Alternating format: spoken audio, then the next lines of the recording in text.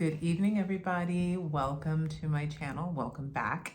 If you've been here before, welcome back. And if this is your first time here, welcome regardless. Thank you so much. I do appreciate anybody who decides to click on my channel and to spend a little time with me. Tonight, I want to talk about first tarot decks and one of the biggest myths that comes around acquiring your first deck. Before we get into it, I do want to ask, you guys usually see me fiddling with my ears. I've got weird ears and it's hard for me to find earbuds that fit. So the ones I have, I'm constantly fiddling with. I'm not wearing them tonight, so I'm just speaking directly into my phone, which is what I use, my iPhone 13 Pro. So let me know if the volume, if you notice a difference in between quality of sound or volume. I did a little test run and it seems okay to me, but let me know what you guys think, if it's just better to have me have my AirPods in or to speak directly like I am right now. Sip of water.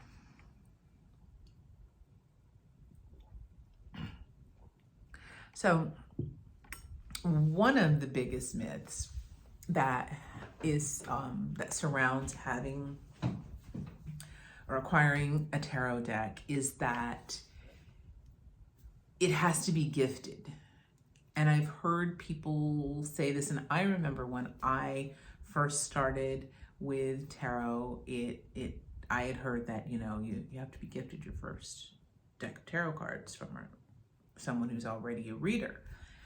And I've had people come for readings who are interested in learning tarot ask me that same question. And no, no.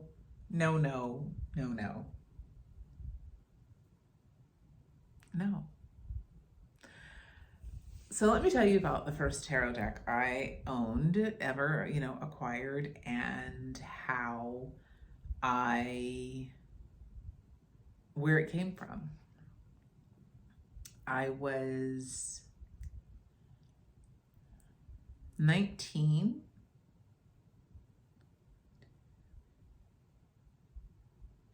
I was 19 when I first got my first tarot deck. And I've always been interested in esoteric things, and it's a whole nother deep dive. But I'd always been attracted to things of that nature. But the first time I got my very own tarot deck, it was not gifted. I purchased it on my own. And I purchased it from the most esoteric, witchy place that one could possibly get a tarot deck. You're probably thinking, oh, it has to be the French Quarter, right? No. I got my first tarot deck from a Borders bookstore, which doesn't even exist anymore, unfortunately.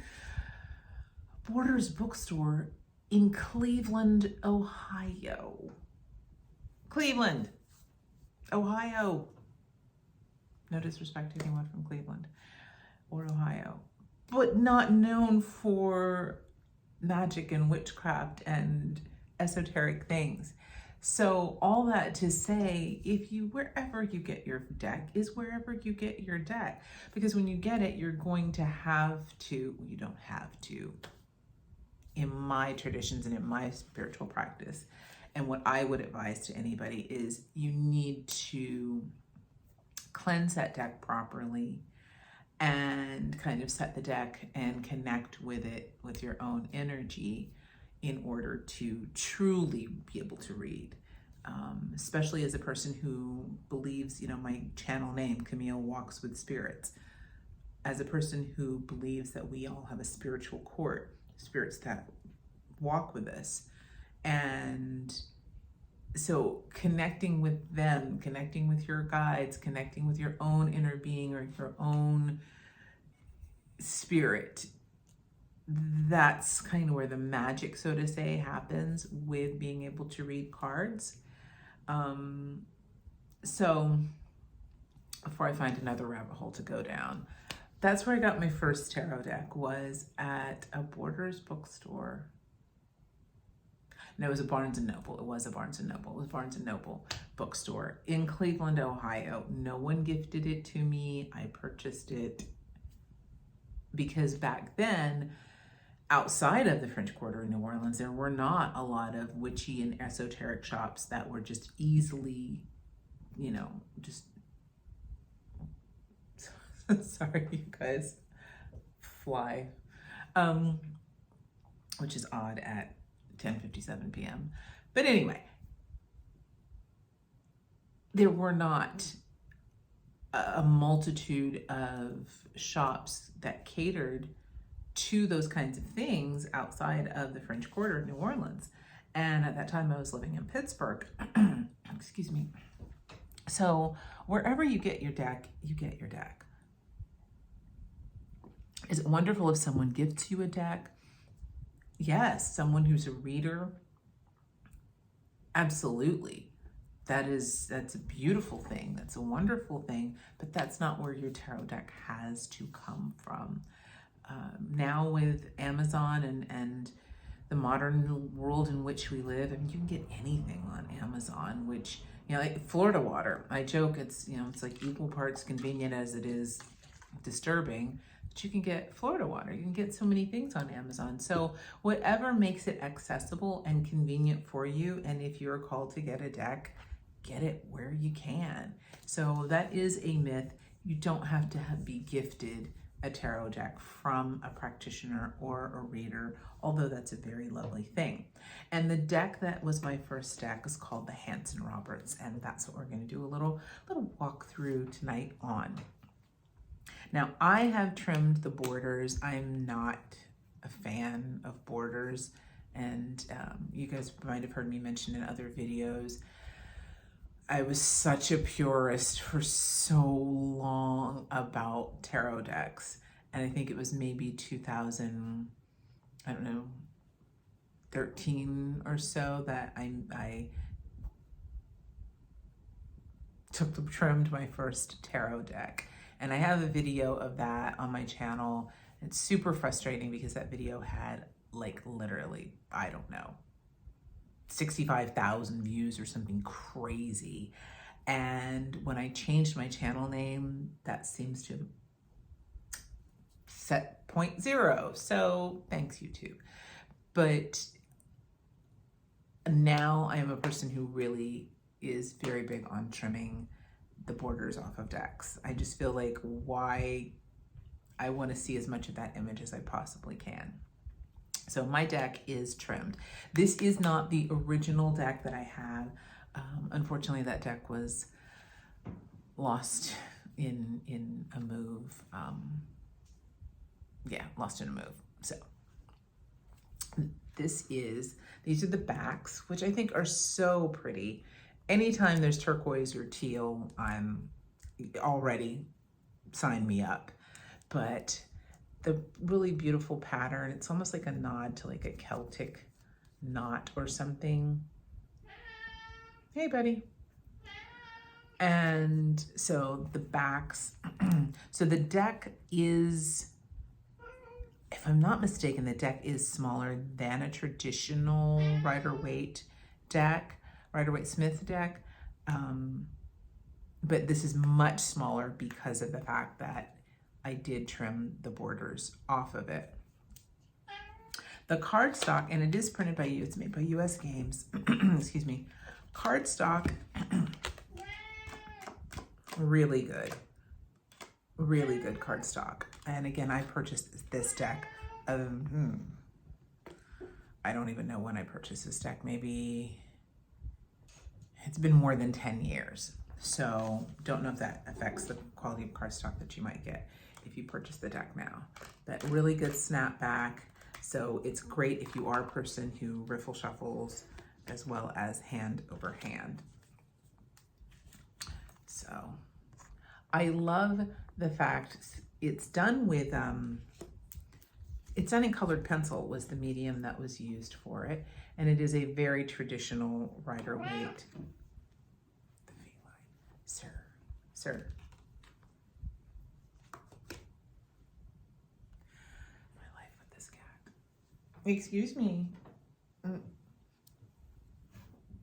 Okay, thank you. Colored pencils is the medium that is used. I love the fact that it's very bold colors. It is very true to traditional Rider-Waite Smith. High Priestess being my premier go-to card, and I really do like this image of the High Priestess. I love the jewel tones as well as mixed in with there are some softer tones. Excuse me. Sorry, you guys, my allergies. So it's a very sweet deck. It's a very, if I was going to color it energetically, you know, it's a very light deck. Stays very true to traditional imagery. If you are a person who's looking for inclusivity, no, I don't think there is any in this deck. So if that's something that you're looking for, this is maybe not be the deck for you.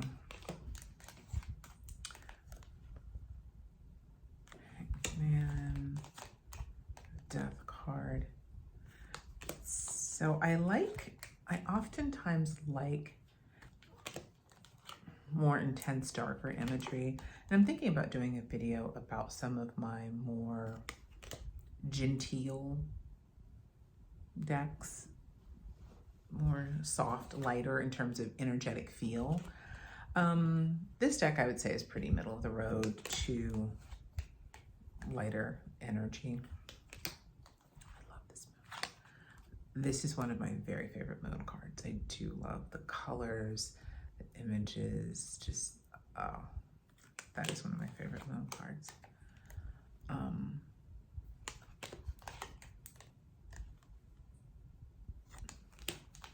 But it is a very sweet energy. So this would be appropriate for anyone, I would say, as far as age is concerned.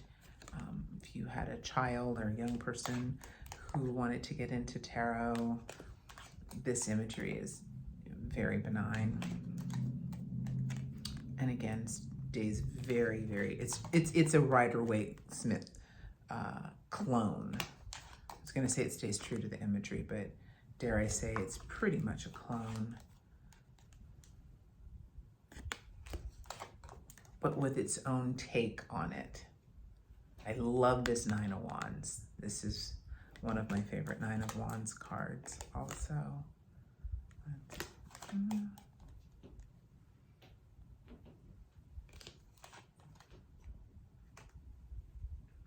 Knight. I love the sleeping kitty on this Queen. This King of Wands is not my favorite. He just looks... this would be the image for me of the reverse King of Wands as opposed to the actual King of Wands upright. I don't really read reversals, but still that energy of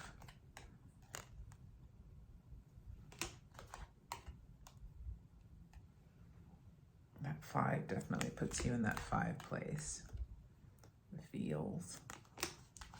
I love the wizard on this 6. Just completely pulls you in with the thought of magic and fantasy and daydreams and imagination. 8.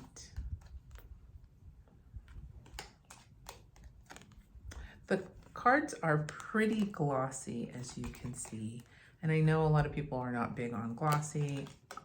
I do love glossy cards, but they're not so glossy that they slide easily.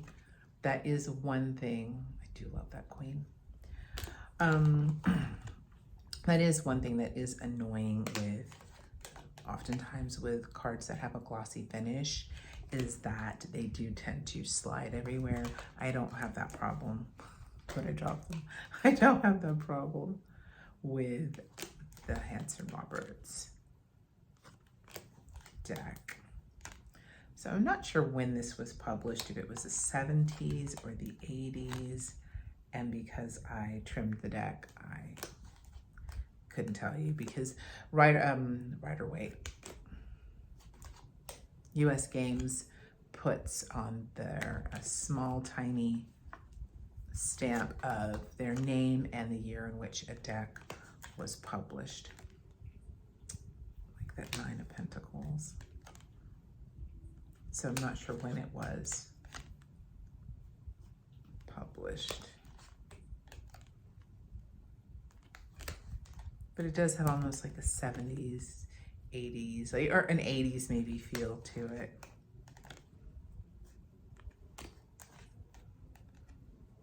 Traditional, but I do love that Ace of Swords, 2 of Swords. I love the serpent on the center, the pommel of that sword. Why am I flipping cards? Forgive me, you guys.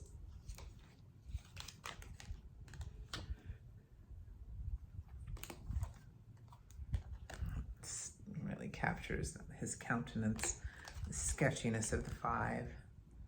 6. Look at this sneaky bugger. 8. Our 9 of Swords. Our 10.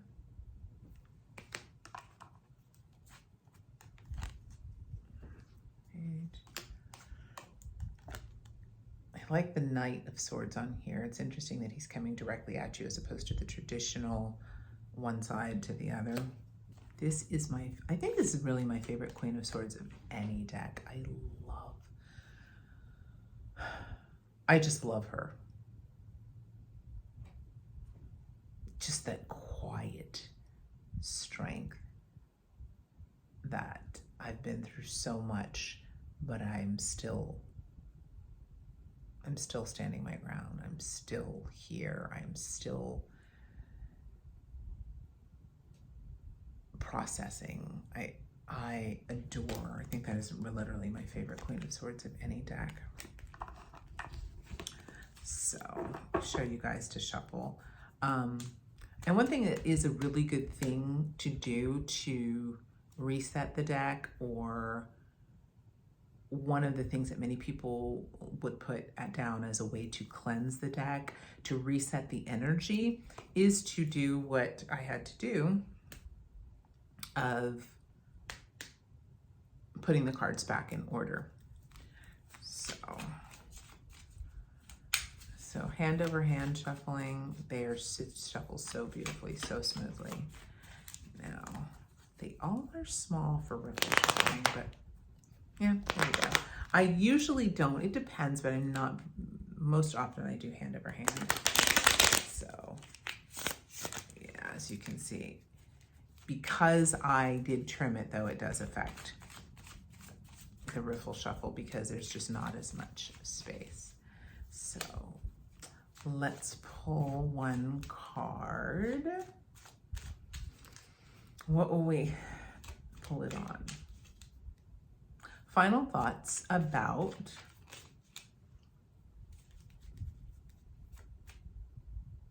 something to keep in mind if you are a person who's contemplating your first deck. What is something for people to keep in mind as if they are a person who's about to purchase their first deck?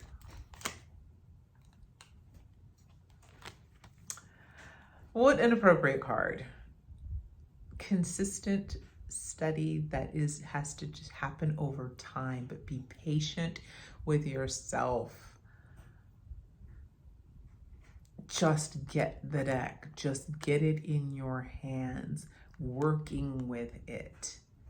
Slow, little by little, consistently, but starting to apply yourself and applying tarot to your real life, real world experiences, but being patient with the process as you learn and thinking of yourself as a student of something that is ongoing.